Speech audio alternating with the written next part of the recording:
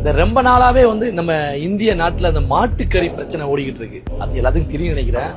இந்த ஹலாலு ஹராமு, மாட்டுக்கறி திங்கிறவன் அப்புறம் உண்மையான தமிழன் கிடையாது, இல்ல உண்மையான மனிதனே கிடையாது அப்படின்னு சொல்லிட்டு நம்ம இந்தியாவில், குறிப்பா வட இந்தியாவில், வடநாட்டுக்காரங்கள யூபி, பீகார், மும்பை இந்த மாதிரி ஏரியாக்கள்ல வந்து பாத்தீங்கன்னா மாட்டுக்கறி வச்சிருக்கிறவங்க அடிக்கிறது, சாவடிக்கிறது இதுதான் நடந்துகிட்டு இருக்கு.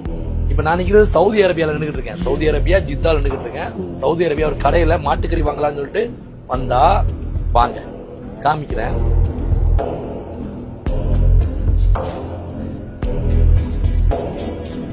தெரியுதா உங்களுக்கு? நல்ல இளம் மாட்டுக்கறி பாக்கெட் போட்டு வச்சிருக்காங்க. எங்க இருந்து வருதுன்னு சொல்லிட்டு காமிக்கிறேன். ஃபுல்லா வந்து பேக்கிங் பண்ணி வச்சிருக்காங்க. இது எல்லாம் எங்க இருந்து வருதுன்னு பாத்தீங்கன்னா நல்லா பாருங்க.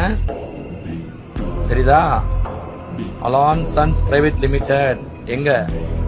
மும்பை, இந்தியா. இதை விட்டுருங்க, மும்பைல இருந்து வருது. இத பாருங்க, உத்தரப்பிரதேஷ், இந்தியா. மும்பையும் உத்தரப்பிரதேசம் எங்க அமெரிக்காவிலயா இருக்கு, இல்ல இந்தியாவில இருக்கா?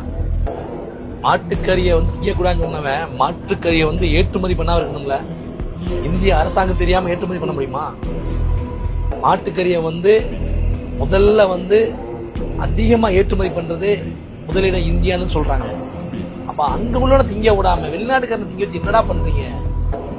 ஒன்னும் புரியலடா, ஒன்னும் புரிய மாட்டேங்குது. எல்லாமே அரசியல், எல்லாமே அரசியல். மக்களே, நீங்க எல்லாம் வந்து அதுக்கு பலிகடை ஆயிடாதீங்க. எல்லாமே அரசியல்.